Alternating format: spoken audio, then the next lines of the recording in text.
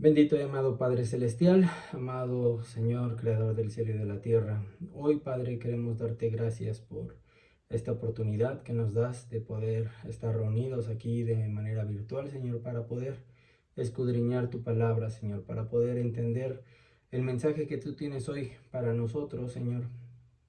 Y te pedimos, Señor, que por favor guíes mis palabras, Señor, que guíes este estudio, Señor, y que cada palabra que salga de mi boca, Señor, sea solamente palabra tuya, Señor. Abre el corazón de mis hermanos, pon oídos atentos a ellos, Señor, para que puedan escuchar, Señor, pero sobre todo para que puedan aplicar la enseñanza que tú tienes para esta tu iglesia el día de hoy. Gracias, Padre, por cada uno de nuestros hermanos aquí conectados y te pedimos, Señor, por los hermanos que por algunas situaciones, Señor, no pueden conectarse.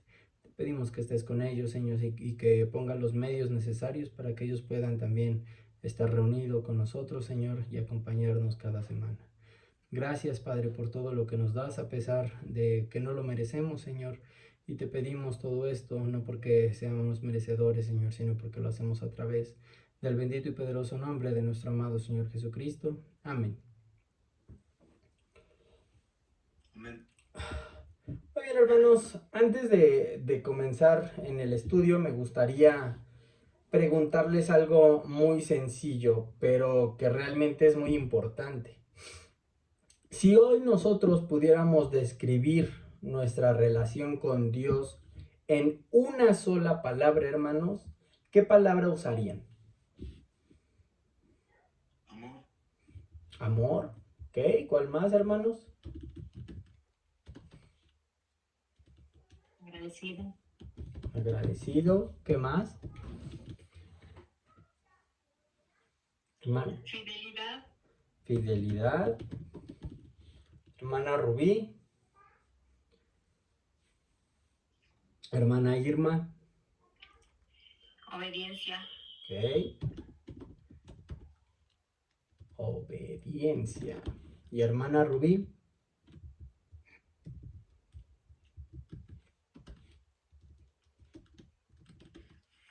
Perdón,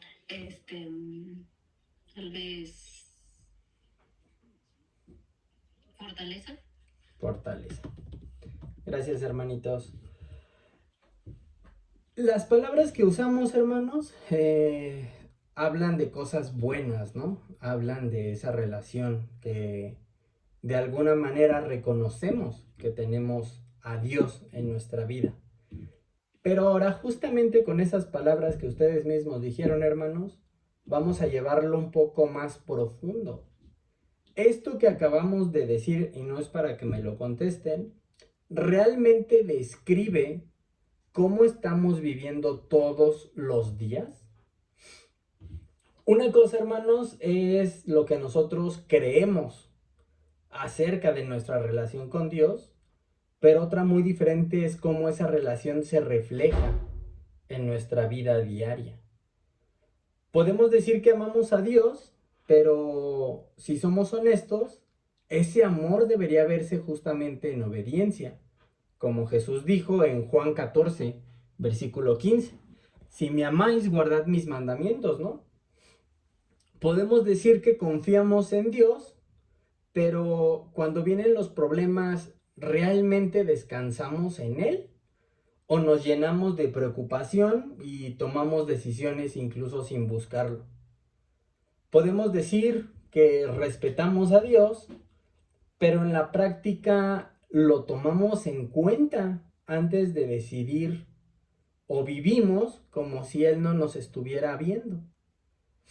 Todos, hermanos, en algún momento hemos dicho cosas correctas, pero hemos vivido de manera diferente. Y eso no es algo nuevo o que solamente pasa en esta iglesia. Eso mismo le pasó al pueblo de Israel, porque ellos no dejaron completamente a Dios, seguían teniendo pues ciertas prácticas, pero la realidad, hermanos, es que su corazón ya no estaba realmente con Él. Y eso, hermanos, es peligroso, ¿no? Porque podemos vernos bien por fuera, pero podemos estar lejos por dentro. Y algo que necesitamos entender desde el inicio, hermanos, es que Dios no solamente escucha lo que decimos, sino que ve nuestro corazón. Dios ve nuestras prioridades, ve nuestras decisiones y ve dónde realmente está nuestro afecto. Por eso, lo que vamos a comenzar a ver hoy en el libro de Oseas es como un espejo que nos va a ayudar a ver con claridad cómo está realmente nuestra relación con Dios. No cómo nosotros la describimos, sino cómo Dios la está viendo. Entonces, mientras avanzamos en este estudio, les pido, hermanos, que lo hagamos con esa actitud correcta. No pensando en alguien más o no diciendo, esto es para alguien más, sino preguntando constantemente a nosotros mismos cómo realmente está mi relación con Dios. ¿Qué necesito cambiar en mi vida? Porque precisamente eso es lo que Dios va a empezar a mostrarnos en este libro. No desde lo que el pueblo pensaba de sí mismo, sino desde cómo Dios veía realmente su condición. Y algo que debemos entender, hermanos, desde el inicio es que el problema del pueblo no era que no conociera a Dios. El problema es que ya no estaban viviendo conforme a Él. Seguían teniendo una relación, pues en apariencia, pero su corazón ya no le pertenecía. Y para mostrar eso, Dios no comienza solamente con palabras, hermanos, sino que decide mostrarlo de una manera, por decirlo de algún modo, muy particular. Vamos a leer Oseas capítulo 1, versículos 2 y 3. Hermana Isabel, ¿nos puede ayudar?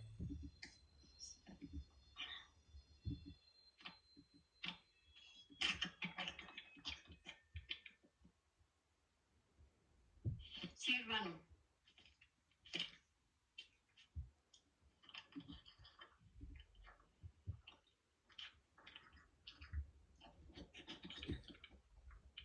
Palabra de Jehová que vino a Oseas, dijo de Beeri. En días de Usías, Jotam, Acaz, Del 2, Ezequías. del 2 al 3, hermanita. Del 2 al 3. El principio de la palabra de Jehová por medio de Oseas. Dijo Jehová a Oseas: Ve, tómate una mujer fornicaria e hijos de fornicación, porque la tierra fornica apartándose de Jehová. Fue pues y tomó a Gomer, hija de Diblaim, la cual concibió y le dio a luz un hijo. Amén. Gracias, hermanita. Nuestra hermanita lo leyó en Reina Valera 60, hermanos. Voy a leerlo en Nueva Biblia de las Américas para que entendamos un poquito mejor las palabras. La Nueva Biblia de las Américas dice: cuando por primera vez el Señor habló por medio de Oseas, el Señor le dijo: Ve, toma para ti una mujer ramera y ten con ella hijos de prostitución, porque la tierra se prostituye gravemente, abandonando al Señor. Oseas fue y tomó a Gomer, hija de Diblaim, y ella concibió y le dio a luz un hijo. Déjenme hacerles una pregunta aquí, hermano. ¿Qué siente una persona cuando alguien en que confiaba completamente le falla? ¿Qué sentimos, hermano, cuando pasamos por algo así? Hermano Ricardo.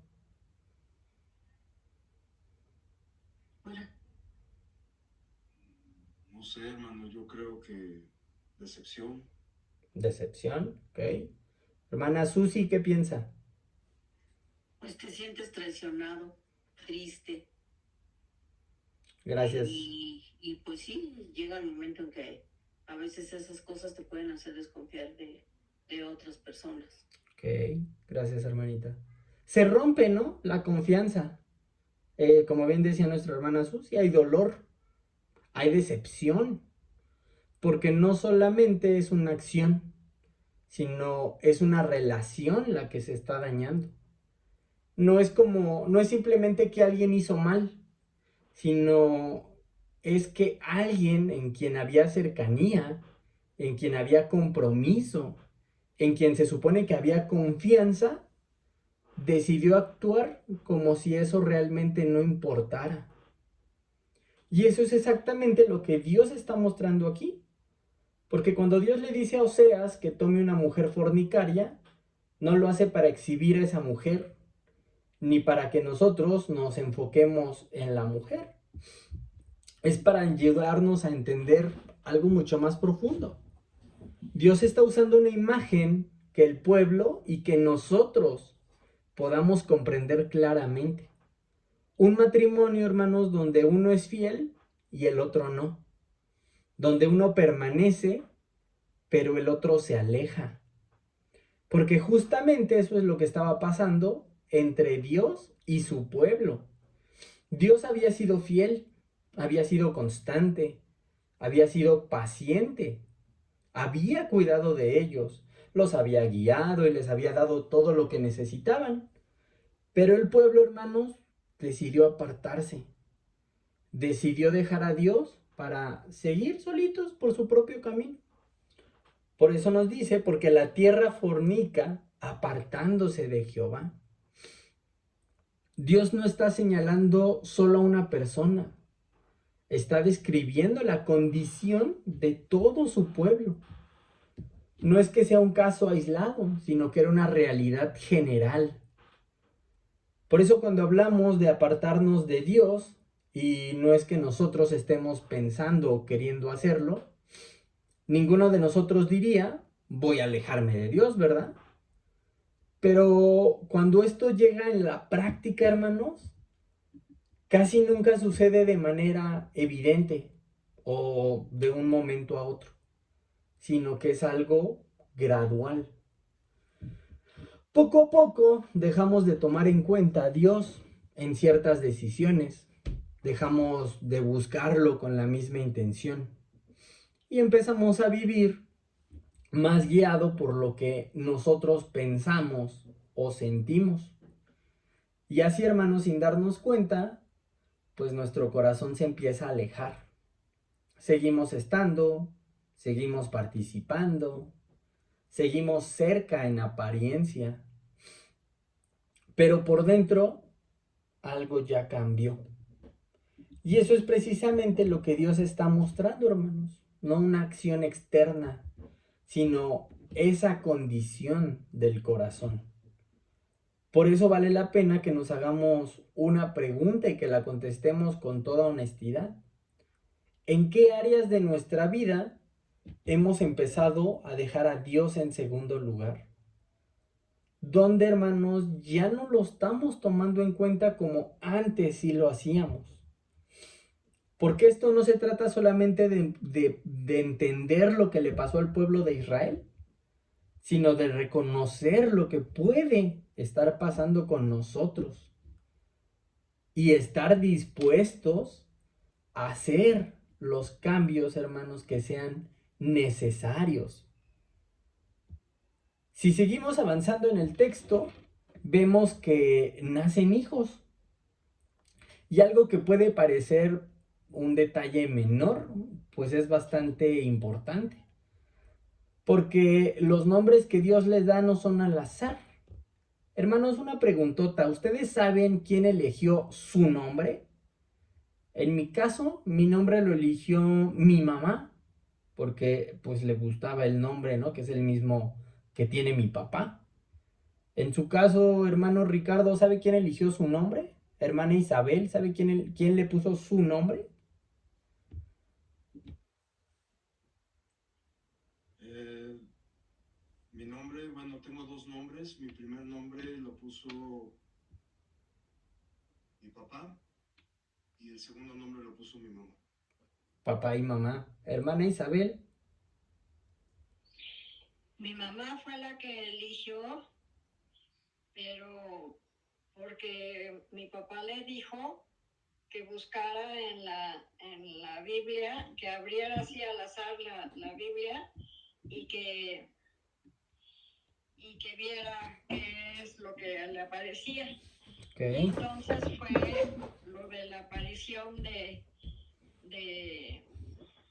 ¿cómo se llama? De la visita de María a su prima Isabel. Entonces le gustó mucho cómo se oían los dos nombres juntos, María e Isabel, y dijo, pues este nombre está bonito. Y entonces decidieron ponerme María Isabel, pero como nací un día después de la exaltación de la Santa Cruz, me enjaretaron también el de la cruz. Entonces pusieron María Isabel de la Cruz. Ya ves que antes ponían todos los nombres posibles a los pobres chamacos. Sí. Pero y todavía como nací el día de Santa Mónica, también me querían enjaretar el Mónica. Pero ahí sí, mi abuelita salió de redentora y dijo, ay no, pobre niña, ya son muchos nombres. Si no, ya hubiera yo seguido ahí una letanía de nombres espantosos. No hay papel que te alcance, hermano, para poner tanta cosa. Pobre de usted en las planas. Normalmente, hermanos, aquí estamos viendo algo, ¿no? Por ejemplo, con Samuelito, nuestro hermano César Omar lo mencionó, ¿no? Digo, ay, pues el nombre de Samuel estaría bien. Ya, después de muchas pláticas, más o menos unos 9 meses, no, menos, como unos 7 meses, mi esposa y yo, pues ahí estuvimos, dijimos, no, pues sí, se va a llamar Samuel, ¿no? Y ya después también decidimos Leví. Pero pues normalmente, hermanos, son nuestros padres, ¿no? A veces por gusto, a veces por alguien especial, o a veces porque simplemente les agradó como sonaba, como bien dice nuestra hermana Isabel. Pero en este caso, hermanos, en particular hay algo diferente, porque el caso de los hijos de Oseas no fue él quien decidió los nombres, fue Dios mismo. Cada nombre no solamente era un nombre, sino que era un mensaje directo de Dios para el pueblo. Porque Dios no solo estaba mostrando la condición del pueblo a través de la vida de Oseas, también les estaba hablando de manera clara a través de estos nombres. Oseas capítulo 1 versículo 4, hermano Ricardo, ¿nos puede ayudar?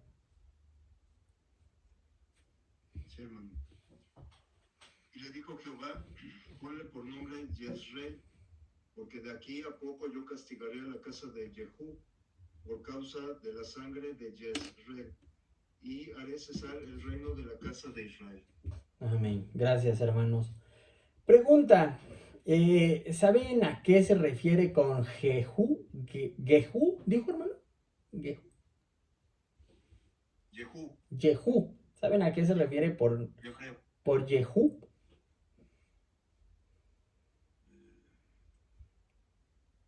Hermana Janet, ¿sabe a qué se refiere con castigaré a la casa de Jehú?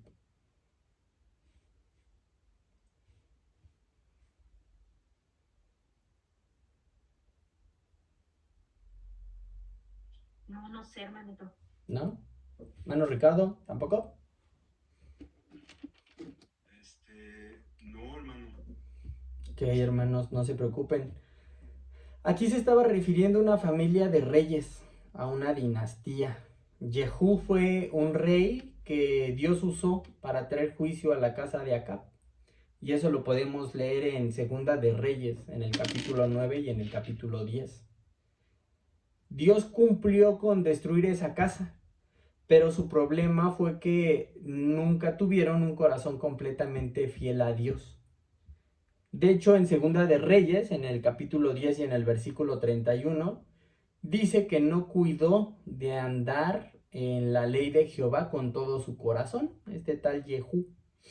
Es decir, hizo una parte bien, pero realmente su vida no estaba entregada. Siguió en pecado y la línea de reyes que vino después de él, pues continuó con ese mismo camino. Entonces, cuando Dios está hablando de castigar la casa de Jehú, no es como una contradicción, sino lo está viendo como una consecuencia. Está diciendo que esa dinastía siguió en desobediencia y pues ahora va a enfrentar, ¿no? Un juicio. Porque no basta, hermanos, con haber hecho lo correcto en algún momento. No basta con tener ciertas acciones buenas delante de Dios si realmente nuestra vida no está completamente alineada con Él. Dios no solamente ve momentos, sino que ve la dirección de toda nuestra vida. Y eso, hermanos, es justo lo que nos debería de llevar, pues, a examinarnos. Porque podemos pensar que estamos bien porque en algún momento obedecimos o porque en algún momento hicimos lo correcto. Pero la pregunta es, ¿cómo estamos viviendo hoy? Este primer nombre, Jezreel, tiene que ver con el juicio.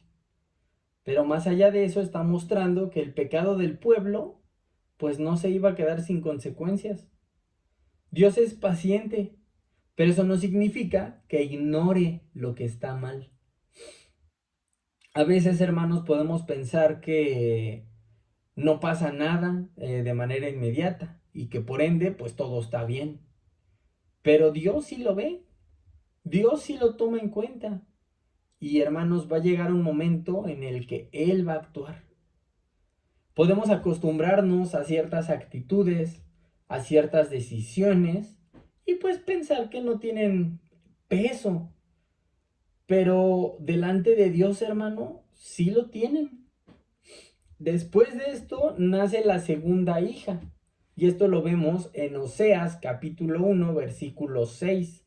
Hermana Janet, ¿nos ayuda, por favor?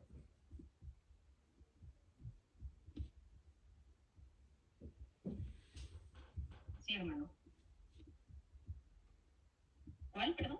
6, capítulo 1, versículo 6.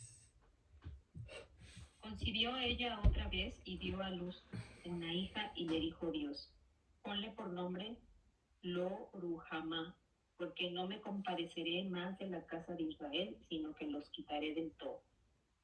Amén, gracias, hermana. El nombre de Loruhamá significa no compadecida. Con este nombre Dios nos está mostrando que el pueblo ya no estaba experimentando la misericordia de Dios como antes. No porque él hubiese dejado de ser misericordioso, sino porque el pueblo se había alejado de tal manera que ya no estaban viviendo dentro de esa relación en donde la misericordia se disfruta. ¿Se imaginan una vida así, hermanos? ¿Se imagina una vida así, hermana Susi?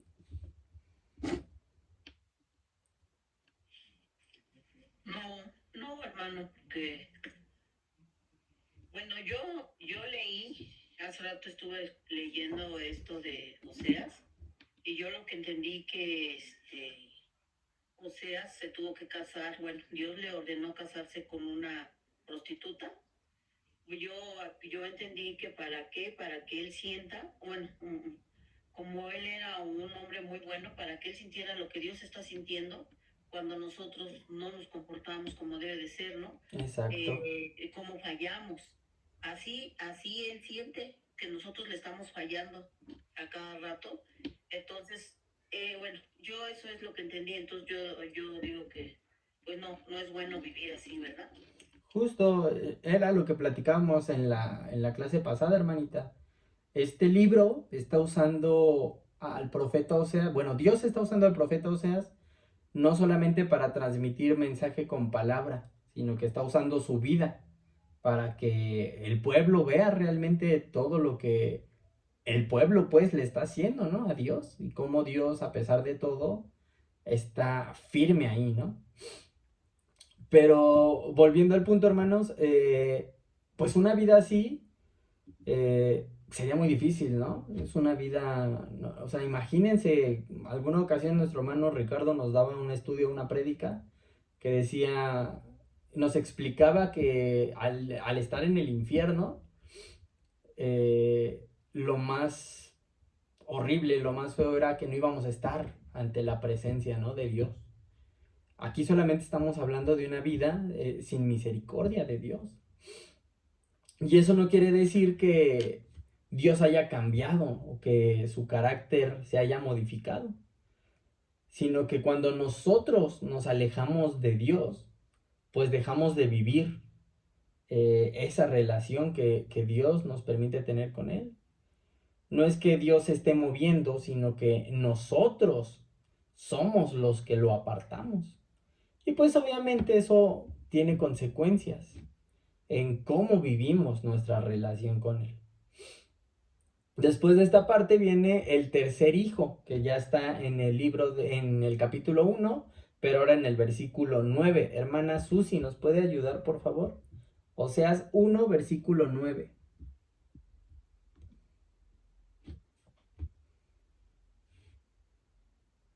Sí, hermanito, permítame, 9, ¿verdad? 9. Sí. Y dijo Dios, ponle por nombre Lo-Ammi, porque vosotros no sois mi pueblo, ni yo seré vuestro pueblo. Amén. Gracias, hermanita. Este nombre de Lo-Ammi significa que el pueblo ya no es mío.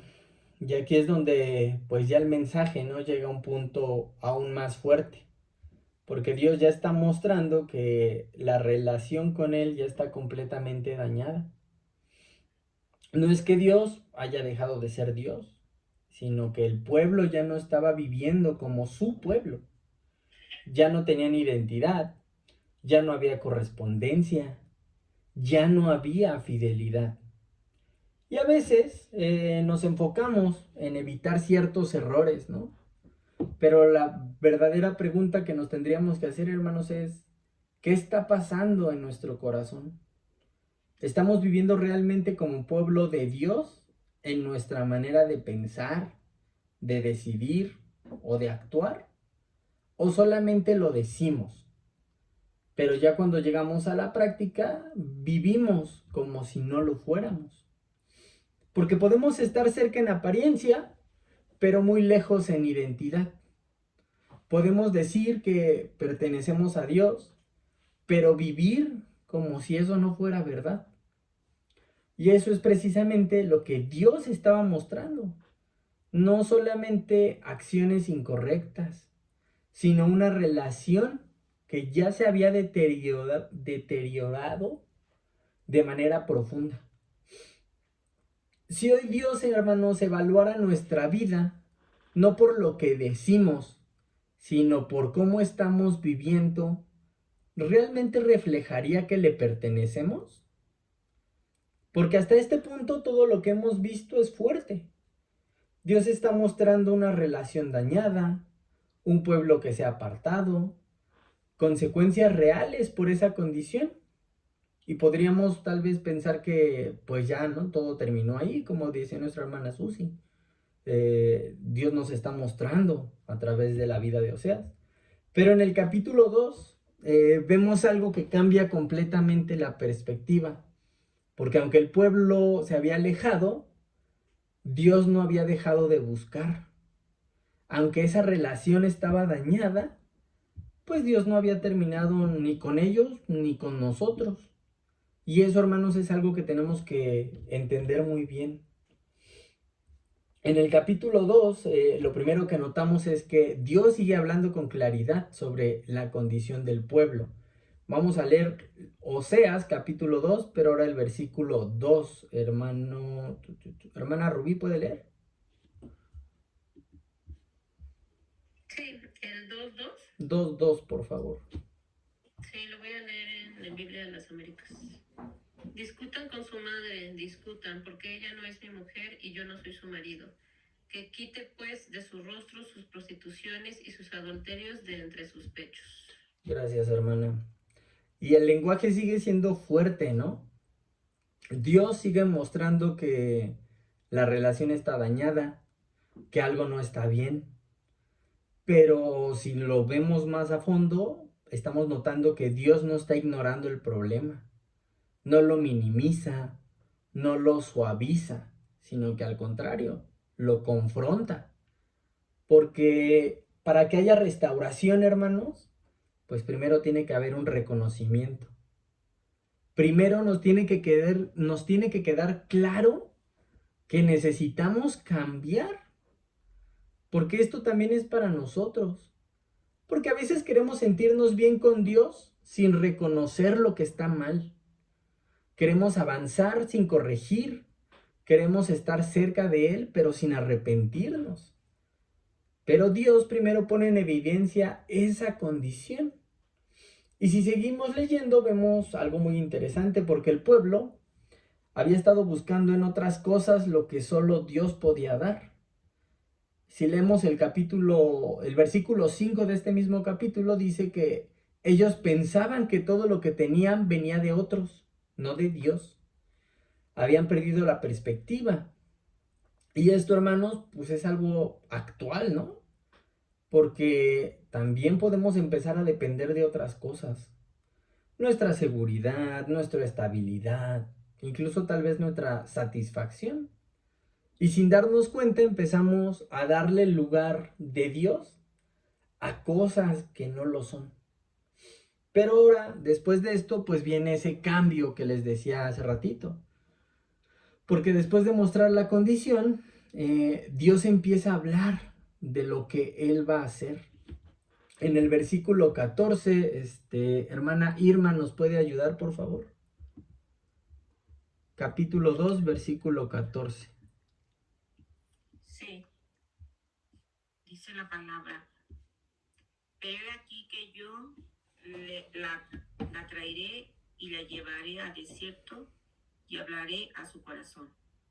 Amén. ¿Eso Gracias. nada más, verdad? Sí, nada más, hermanita, gracias. Amén. Aquí todo cambia, ¿no? Porque Dios no dice, la voy a desechar, sino que dice, la voy a atraer. Dios no está buscando alejar más, sino que está buscando recuperar.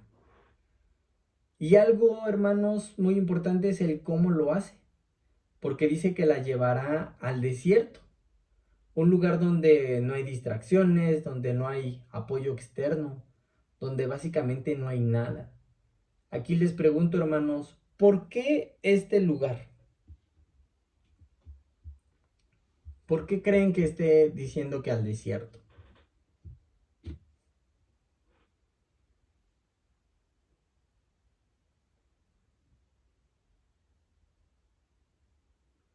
Hermana Janet.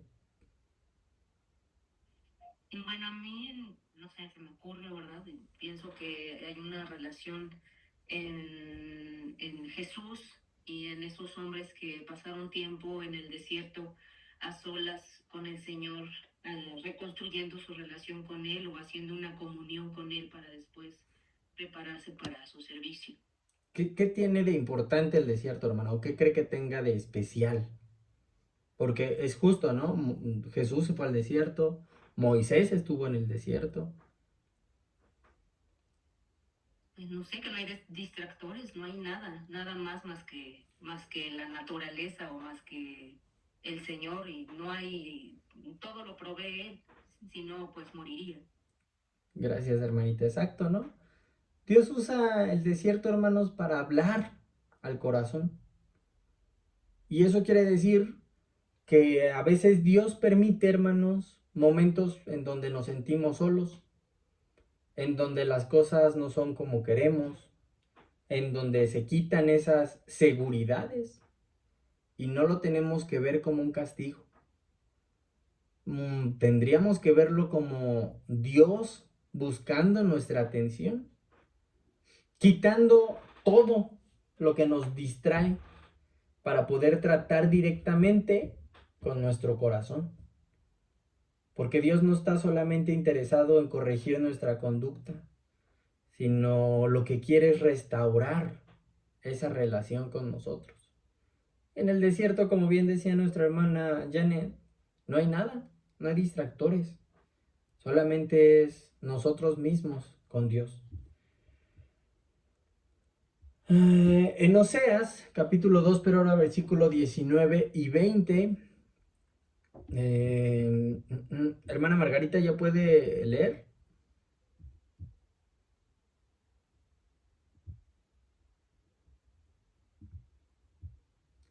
creo que todavía no. No se preocupe. Le voy a dar lectura al versículo 19 y 20 del capítulo 2. Dice, te desposaré conmigo para siempre. Sí, te desposaré conmigo en justicia y en derecho, en misericordia y en compasión. Te desposaré conmigo en fidelidad, y tú conocerás al Señor. Y aquí Dios está hablando, pues, de volver a empezar, de restaurar la relación, pero ahora sobre esas bases correctas, no sobre una apariencia, no sobre costumbre, sino sobre una fidelidad real. No dice simplemente los voy a aceptar otra vez, sino te desposaré conmigo. Está hablando, hermanos, de una relación cercana, de una relación comprometida, una relación intencional, no de algo superficial, no de algo momentáneo, sino una relación firme, porque además está diciendo para siempre. Es decir, Dios no está pensando en una solución temporal, sino en una restauración completa. Dios no solamente nos muestra cuando algo está mal, también nos da la oportunidad de volver, de corregir, de acercarnos, de restaurar. Pero para no quedarnos igual, sino para empezar bien. Incluso menciona cómo será esa relación más adelante, en justicia, en juicio, en benignidad, en misericordia y en fidelidad. Es decir, una relación donde hay dirección correcta, pero también donde hay amor, donde hay paciencia y donde hay un compromiso real. No solamente es Dios me recibió y ya, sino es una relación que transforma cómo vivimos. Porque todos podemos fallar, todos podemos desviarnos en algún momento, pero Dios sigue abriendo la puerta, hermanos, para que podamos volver a Él. La pregunta aquí es si estamos dispuestos a hacerlo de la manera correcta, reconociendo dónde estamos, dejando lo que nos alejó y volviendo a Él con un corazón dispuesto a vivir en fidelidad. Porque la restauración que Dios ofrece no es superficial, sino que es una restauración que cambia la relación y que cambia nuestra vida, hermanos. Y después de todo esto, después de mostrar la condición del pueblo y después de hablar de las consecuencias y su intención de restaurar esa relación, Dios hace algo más, porque ahora ya no solamente es una explicación, sino que pasa a la acción. Oseas capítulo 3, versículo 1, hermano Ricardo, ¿nos puede ayudar? Sí, hermano. Me dijo otra vez Jehová, ve, ama a una mujer amada de su compañero, aunque adúltera, como el amor de Jehová para con los hijos de Israel, los cuales miran a dioses ajenos y aman tortas de pasas. Gracias, hermano. Aquí es donde Dios toma aún más sentido, ¿no? Donde, bueno, esto toma aún más sentido porque Dios le dice a Oseas que vuelva, que vaya otra vez, que ame a pesar de todo. Y no porque la situación haya cambiado, sino porque lo va a hacer como un reflejo del amor de Dios. Porque Dios no solamente habló de restauración en el capítulo 2, aquí lo está mostrando en acción. Oseas va y compra de vuelta. La trae nuevamente y no porque ella lo merezca, sino por decisión de Él. Y eso, hermanos, es exactamente lo que Dios hace con su pueblo.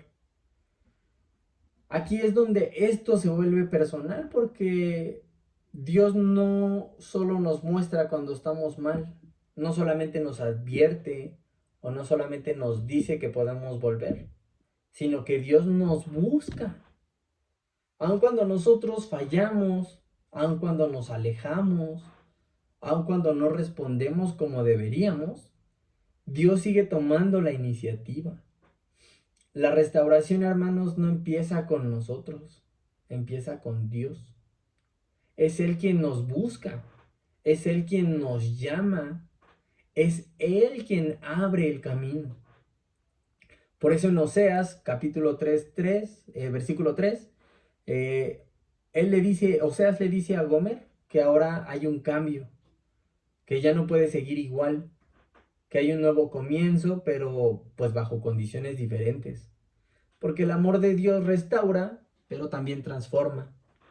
No es para volver para seguir igual, sino que es volver para vivir de una manera diferente. Dios mostró la condición, mostró las consecuencias, mostró su deseo de restaurar y finalmente muestra ese amor en acción. Y eso es exactamente lo que hemos visto en todo este mensaje, hermanos, porque mostró la condición y también nos mostró las consecuencias. Mostró su deseo de restaurar y finalmente nos mostró ese amor en acción. Y si somos honestos, hermanos, eso también nos pasa a nosotros, porque también nosotros fallamos, nosotros nos alejamos, nosotros muchas veces le damos la espalda a Dios, pero Dios no cambia. Él nos sigue llamando, Él nos sigue esperando, Él sigue dispuesto a restaurar. Porque la pregunta no es si Dios quiere restaurarnos, la pregunta es, ¿queremos volver? Pero volver de verdad, volver sin excusas, volver con todo el corazón. Hoy, hermanos, justamente puede ser un día de decisión. Tal vez algunos de nosotros sabemos que nos hemos alejado, tal vez seguimos viniendo, pero por dentro estamos lejos.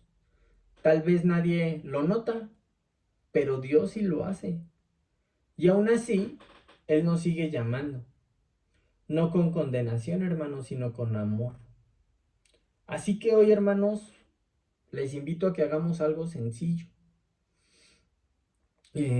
Tómense un momento y si realmente sabemos que necesitamos volver a Dios, si sabemos que necesitamos restaurar nuestra relación con Él, hablemos con Él. No con palabras bonitas, sino con sinceridad. Porque si hacemos esa oración, hermanos, hablar con Él con honestidad, les aseguro que esto no va a terminar ahí. Porque hoy puede ser para comenzar de nuevo. Hoy puede ser un nuevo inicio para nosotros, un cambio real, una fe vívida, una relación restaurada. Porque Dios, hermanos, no ha terminado con nosotros, sino que apenas está comenzando. Hasta aquí, hermanitos, llega el capítulo 3. En los siguientes estudios vamos a estar dando el capítulo 4, me parece que hasta el 7, en el siguiente estudio. Entonces, no sé si alguien tenga comentarios, hermanos, alguna pregunta, alguna sugerencia, alguna queja.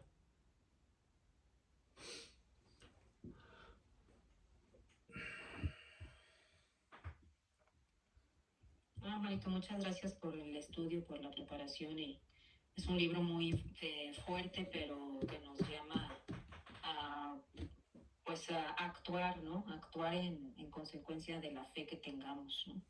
Acercarnos a Dios pues para que seamos más, no sé si decirlo, empáticos con el Señor, porque somos hechos a su imagen y semejanza, pero en esta parte de que Él también Él siente, y el amor de Él es tan grande que lo reflejó pues en esta historia, ¿no? Con esta mujer, ¿no? Él le mandaba al profeta no solo casarse bueno, no traerla de vuelta, sino amarla, ¿no? Amarla, no nada más traerla y tratarla como, pues no sé, a lo mejor pudo haber él tenido mucho resentimiento en su corazón, pero la ordenanza de Dios era amarla, a pesar de sus errores. Amén. Gracias, hermanita Janet. Gracias a Dios. Bueno, hermanos, pues... Yo, hermano. Sí, adelante, hermanita. Bájale.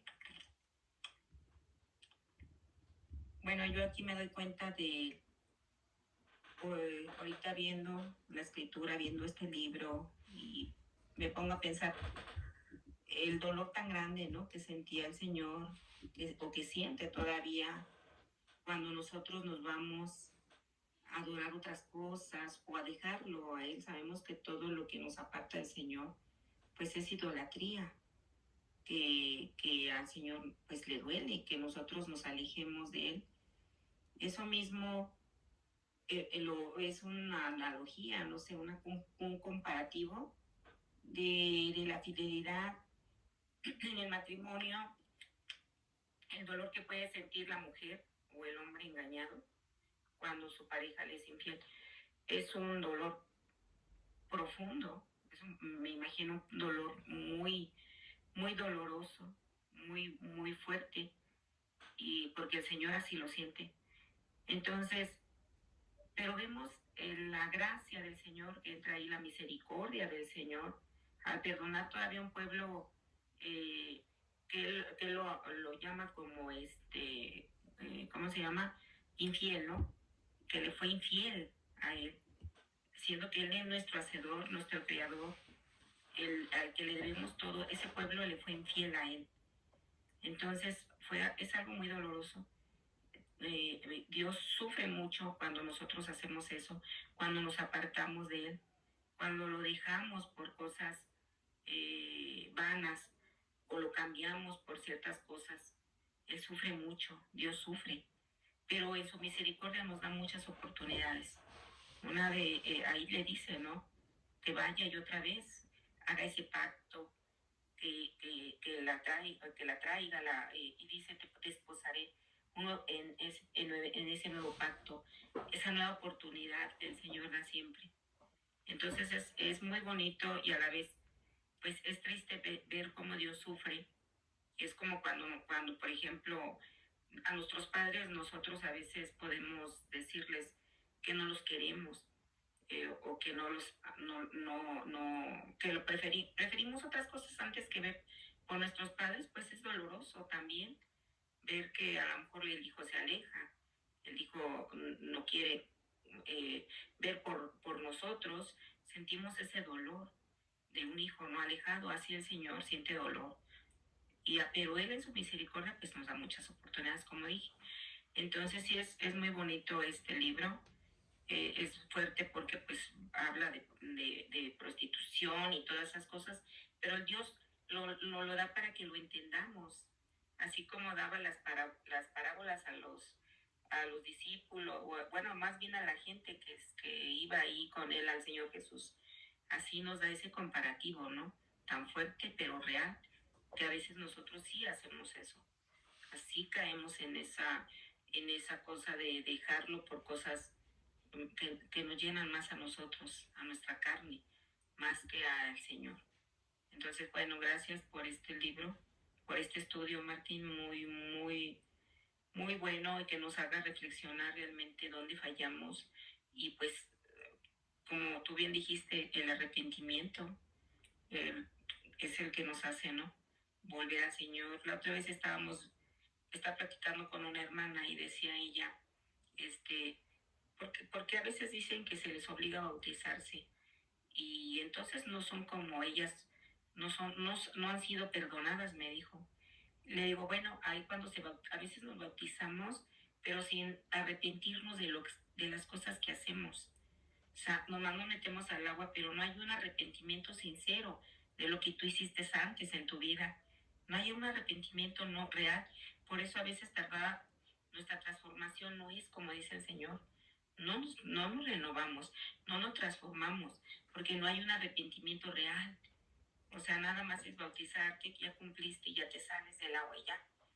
Pero cuando vamos entendiendo eso, con el amor del Señor que nos va enseñando y con un corazón dispuesto, vamos entendiendo ese verdadero arrepentimiento que quiere el Señor para que cambie nuestra vida, renueve nuestras mentes y entonces podamos ser hijos fieles como el Señor quiere, obedientes, fieles.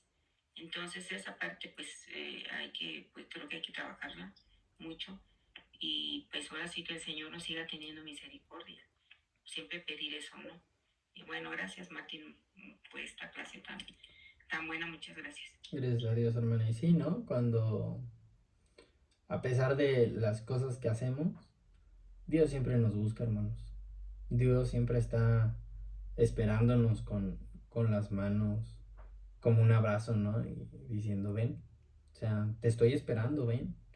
A pesar como bien dice la hermana, ¿no? De no arrepentirnos, a pesar de querer seguir en el pecado, a pesar de todo lo que hacemos, Dios está ahí esperándonos.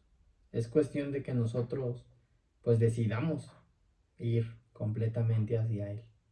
Gracias, hermanita. Hermana Susi, ¿tenía la mano levantada? Sí, hermanito, gracias. Pues está muy bonita la clase, muy entendible. Y yo quería compartir, decir, ¿no?